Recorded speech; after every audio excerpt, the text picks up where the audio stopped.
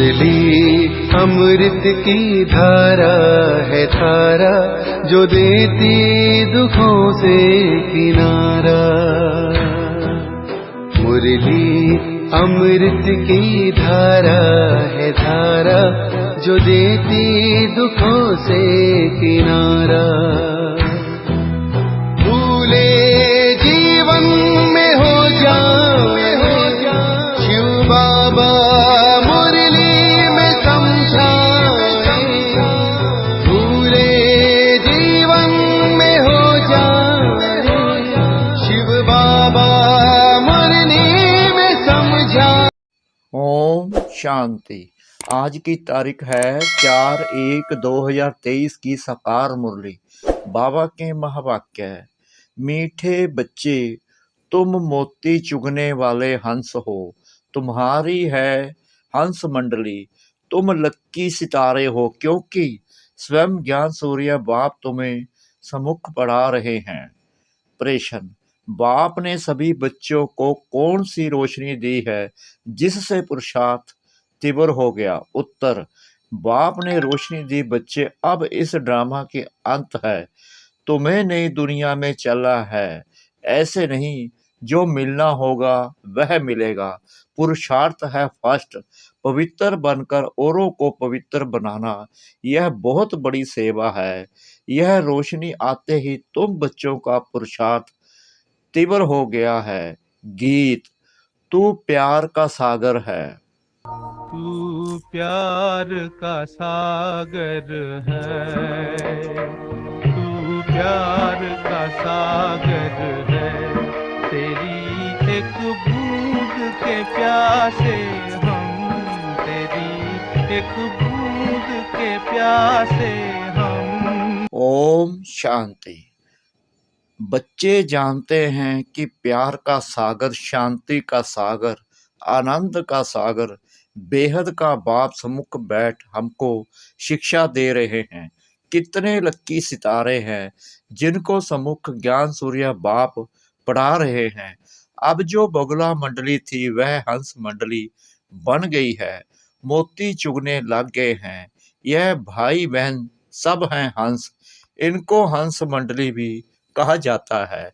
कल पहले वाले ही इस समय इस जन्म में एक दो को पहचानते हैं। रूहानी पारलौकिक माँ बाप और भाई बहन आपस में एक दो को पहचानते हैं। याद है कि 5000 वर्ष पहले भी हम आपस में इसी नाम रूप से मिले थे। यह तुम अभी कह सकते हो, फिर कभी भी कोई जन्म में ऐसे कह नहीं सकेंगे। जो भी ब्रह्म कुमार कुमारियां बनते हैं वही एक दो को पहचानेंगे। बाबा आप भी वही हो, हम आपके बच्चे भी वही हैं। हम भाई बहन फिर से अपने बाप से बरसा लेते हैं। अभी बाप और बच्चे सम्मुख बैठे हैं, फिर यह नाम रूप आदि सब बदल जाएगा। सतयुग में लक्ष्मी नारायण ऐसे थोड़ी कहेंगे कि हम वही कल्प पहले वाले लक्ष्मी नारायण हैं। वह प्रजा थोड़ी कहेगी कि यह वही कल्प पहले वाले लक्ष्मी नारायण हैं। नहीं, यह सिर्फ इस समय तुम बच्चे ही जानते हो। इस समय तुम बहुत कुछ जान जाते हो। पहले तो तुम कुछ नहीं जानते थे। मैं ही कल्प के संगम युगे आकर अपनी पहचान देता हूँ। यह सिर्फ बेहद का बाप ही कह सकते हैं। नई दुनिया की स्थापना तो पुरानी दुनिया का विनाश भी जरूर होना चाहिए। यह है दोनों का संगम युग। यह बहुत कल्याणकारी युग है। सतयुग को व कलयुग को कल्याणकारी नहीं कहेंगे। तुम्हारा यह अभी का जीवन अमूल्य गाया हुआ है। इसी जीवन में कोड़ी से हीरे जैसा बनना है। तुम बच्चे सच्चे सच्चे खुदाई खिदमतगार हो, ईश्वरीय सेल्वेशन आर्मी हो। ईश्वर आकर माया से तुमको लिबरेट करते हैं। तुम जानते हो कि हमको खास और दुनिया का इन जनरल यानी आम माया की जंजीरों से छुड़ाते हैं। यह भी ड्रामा में नूंद है। अब पढ़ाई किसको देवे, जिसकी एक्टिंग अच्छी होती है उनका ही नाम होता है। तो बड़ाई भी परम पिता परमात्मा को ही दी जाती है। अब धरती पर पाप आत्माओं का बहुत बोझ है। सरसों मिसल कितने ढेर मनुष्य हैं, बाप आकर बोझ उतारते हैं। वहां तो कुछ लाख ही होते हैं, तो क्या 25% भी नहीं हुआ। तो इस ड्रामा को भी अच्छी रीति समझना है। परमात्मा को सर्वशक्तिमान कहते हैं, यह भी उनका ड्रामा में पार्ट है। बाप कहते हैं मैं भी ड्रामा में बांधा हुआ हूँ।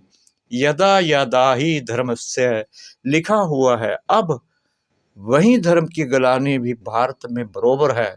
मेरी भी गलानी करते हैं, देवताओं की भी गलानी करते हैं। इसलिए बहुत पाप आत्मा बन पड़े हैं। यह भी उनको बनना ही है। सतो रजो तमो में आना ही है। तुम इस ड्रामा को समझ गए हो। बुद्धि में चक्कर फिरता रहता है। बाप ने आकर रोशनी दी है। अभी इस ड्रामा की अंत है। अब तुम फिर नई दुनिया के लिए पुरुषार्थ करो। ऐसे नहीं जो मिलना होगा वह मिलेगा, नहीं, पुरुषार्थ फर्स्ट। सारी ताकत पवित्रता में है। पवित्रता की बलिहारी है। देवताएं पवित्र हैं, तब अपवित्र मनुष्य उन्हों के आगे जाकर माथा झुकाते हैं। सन्यासियों को भी माथा टेकते हैं। मरने के बाद उन्हों का यादगार बनाया जाता है, क्योंकि पवित्र बने हैं। कोई कोई जिस्मानी काम भी बहुत करते हैं, हॉस्पिटल खोलते हैं या कॉलेज बनाते हैं, तो उन्हों का भी नाम निकलता है। सबसे बड़ा नाम उनका है जो सबको पवित्र बनाते हैं और जो उनके यादगार बनते हैं। तुम पवित्र बनते हो उस एवर प्योर के साथ योग लगाने से। जितना तुम योग लगाते जाएंगे उतना तुम पवित्र बनते जाएंगे। फिर अंतमति सो गति आपके पास चले जाएंगे। वो लोग यात्रा पर जाते हैं तो ऐसे नहीं समझते कि बाप के पास जाना है, फिर भी पवित्र रहते हैं। यहाँ तो बाप सभी को पवित्र बनाते हैं। ड्रामा को भी समझना कितना सहज है। बहुत पॉइंट समझाते रहते हैं, फिर कहते हैं सिर्फ बाप और बरसे को याद करो। मरने समय सब भगवान की याद दिलाते हैं। अच्छा, भगवान क्या करेगा। फिर कोई शरीर छोड़ते हैं तो कहते हैं स्वर्गवासी हुआ। गोया परमात्मा की याद में शरीर छोड़ने से बैकुंठ में चले जाएंगे। वो लोग बाप को जानते नहीं। यह भी किसकी बुद्धि में नहीं है कि हम बाप को याद करने से बैकुंठ में पहुंच जाएंगे। वह सिर्फ कहते हैं परमात्मा को याद करो। अंग्रेजी में गॉड फादर कहते हैं, यहाँ तुम कहते हो परम पिता परमात्मा। वो लोग पहले गॉड फिर फादर कहते हैं। हम पहले परम पिता फिर परमात्मा कहते। वह सबका फादर है। अगर सभी फादर हों तो फिर ओ गॉड फादर कह ना सके। थोड़ी सी बात भी नहीं समझ सकते। बाप ने तुमको सहज करके समझाया है। मनुष्य जब दुखी होते हैं तो परमात्मा को याद करते हैं। मनुष्य हैं देह अभिमानी और याद करती है देही यानी आत्मा। अगर परमात्मा सर्वव्यापी है तो फिर आत्मा यानी देही क्यों याद करे। अगर आत्मा निर्लय है फिर भी देही अथवा आत्मा क्या याद करती है। भक्ति मार्ग में आत्मा ही परमात्मा को याद करती है, क्योंकि दुखी है। जितना सुख मिला है उतना याद करना पड़ता है। यह है पढ़ाई। एम ऑब्जेक्ट भी क्लियर है। इसमें अंधश्रद्धा की कोई बात नहीं। तुम सभी धर्म वालों को जानते हो। इस समय सभी मौजूद हैं। अब फिर देवी देवता धर्म की हिस्ट्री रिपीट होनी है। यह कोई नई बात नहीं। कल्प कल्प हम राज्य लेते हैं। जैसे वह हद का खेल रिपीट होता है, वैसे यह बेहद का खेल। आधा कल्प का हमारा दुश्मन कौन? रावण। हम कोई लड़ाई कर राज्य नहीं लेते हैं, ना कोई हिंसक लड़ाई लड़ते हैं, ना कोई जीत पहने के लिए लश्कर लेकर लड़ते हैं। यह हार जीत का खेल है, परंतु हार भी सूक्ष्म तो जीत भी सूक्ष्म। माया से हारे हार है, माया से जीते जीत है। मनुष्यों ने माया के बदले मन अक्षर डाल दिया है तो उल्टा हो गया है। यह ड्रामा में खेल भी पहले ही बना हुआ है। बाप खुद बैठ परिचय देते हैं रचयिता को, और कोई मनुष्य जानते ही नहीं तो परिचय कैसे दे सकते? रचयिता है एक बाप, बाकी हम हैं रचना। तो जरूर हमको राज्य भाग्य मिलना चाहिए। मनुष्य तो कह देते परमात्मा सर्वव्यापी है तो सब रचता हो गई। रचना को उड़ा दिया है।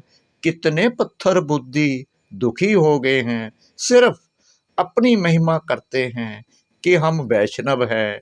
गोया हम आधा देवता हैं, समझते हैं देवताएं वैष्णव थे। वास्तव में वेजिटेरियन का मुख्य अर्थ है अहिंसा परमो धर्म। देवताओं को पक्के वैष्णव कहा जाता है। ऐसे तो अपने को वैष्णव कहलाने वाले बहुत हैं, परंतु लक्ष्मी नारायण के राज्य में वैष्णव संप्रदाय पवित्र भी थे। अब उस वैष्णव संप्रदाय का राज्य कहाँ है? अब तुम ब्राह्मण बने हो, तुम ब्रह्म कुमार कुमारियां हो तो जरूर ब्रह्मा भी होगा। तब तो नाम रखा हुआ है शिववंशी प्रजापिता ब्रह्मा की औलाद। गाया भी जाता है कि शिव बाबा आया था, उसने ब्राह्मण संप्रदाय रची। जो ब्राह्मण फिर देवता बने। अब तुम शूद्र से ब्राह्मण बने हो तब ब्रह्म कुमार कुमारी कहलाते हो। विराट रूप के चित्र पर भी समझाना अच्छा है। विष्णु का ही विराट रूप दिखाया है। विष्णु और उसकी राजधानी यानी संतान ही विराट चक्कर में आते हैं। यह सब बाबा के विचार चलते हैं। तुम भी विचार सागर मंथन की प्रैक्टिस करेंगे तो रात्रि को नींद नहीं आएगी। यही चिंतन चलता रहेगा। सुबह को उठ धंधे आदि में लग जाएंगे। कहते हैं सुबह का साईं, तुम भी किसको बैठ समझाएंगे तो कहेंगे ओहो, यह तो हमको मनुष्य से देवता बेगर से प्रिंस बनाने आए हैं। पहले अलौकिक सेवा करनी चाहिए, स्थूल सेवा बाद में। शौक चाहिए। खास माताएं बहुत अच्छी रीति सर्विस कर सकती हैं। माताओं को कोई धिक्कारेंगे नहीं। सब्जी वाले, अनाज वाले, नौकर आदि सबको समझाना है। कोई रह ना जाए जो उल्हना देवे। सर्विस में दिल की सच्चाई चाहिए। बाप से पूरा योग चाहिए, तब धारणा हो सके। सामग्री भरकर फिर पोर्ट पर स्टीमर डिलीवरी करने जाए, उनको फिर घर में सुख नहीं आएगा, भागता रहेगा। यह चित्र भी बहुत मदद देते हैं। कितना साफ है। शिव बाबा ब्रह्मा द्वारा विष्णुपुरी की स्थापना करा रहे हैं। यह है रुद्र ज्ञान यज्ञ, कृष्ण ज्ञान यज्ञ नहीं। इस रुद्र ज्ञान यज्ञ से विनाश ज्वाला प्रज्वलित हुई है। श्री कृष्ण तो यज्ञ रच नहीं सकते। वह 84 जन्म लेंगे तो नाम रूप बदल जाएगा और कोई रूप में श्री कृष्ण हो ना सके। श्री कृष्ण का पाठ तो जब उसी रूप में आए तब ही रिपीट करे। अच्छा, मीठे मीठे सिकिला ਦੇ बच्चों प्रति मात पिता बाप दादा का याद प्यार और गुड मॉर्निंग। रूहानी बाप की रूहानी बच्चों को नमस्ते। हम रूहानी बच्चों की रूहानी बाप दादा को श्रद्धा भरी प्रेम भरी नमस्ते। शुक्रिया बाबा, शुक्रिया बाबा, शुक्रिया बाबा इस मीठी मीठी मीठी मुरली के लिए। धारणा के लिए मुख्य सार। नंबर 1, सच्चे सच्चे खुदाई खिदमतगार अथवा ईश्वरीय सेल्वेशन आर्मी बन सबको माया से लिबरेट करना है। इस जीवन में कोड़ी से हीरे जैसा बनना और बनाना है। नंबर 2, जैसे बाबा विचार सागर मंथन करते हैं ऐसे ज्ञान का विचार सागर मंथन करना है। कल्याणकारी बन अलौकिक सेवा में तत्पर रहना है। दिल की सच्चाई से सेवा करनी है। वरदान, छोटी छोटी अवज्ञाओं के बोझ को समाप्त कर सदा समर्थ रहने वाले श्रेष्ठ चरित्रवान भव। जैसे अमृत वेले उठने की आज्ञा है तो उठकर बैठ जाते हैं, लेकिन विधि से सिद्धि को प्राप्त नहीं करते। स्वीट साइलेंस के साथ निद्रा की साइलेंस मिक्स हो जाती है। 2 बाप की आज्ञा है, किसी भी आत्मा को ना दुख दो ना दुख लो। इसमें दुख देते नहीं हैं लेकिन ले लेते हैं। नंबर 3, क्रोध नहीं करते लेकिन रोब में आ जाते हैं। ऐसी छोटी छोटी अवज्ञाएं मन को भारी कर देती हैं। अब इन्हें समाप्त कर आज्ञाकारी चरित्र का चित्र बनाओ, तब कहेंगे सदा समर्थ चरित्रवान आत्मा। स्लोगन, सम्मान मांगने की बजाय सबको सम्मान दो तो सबका सम्मान मिलता रहेगा। सम्मान मांगने की बजाय सबको सम्मान दो तो सबका सम्मान मिलता रहेगा। ओम शांति।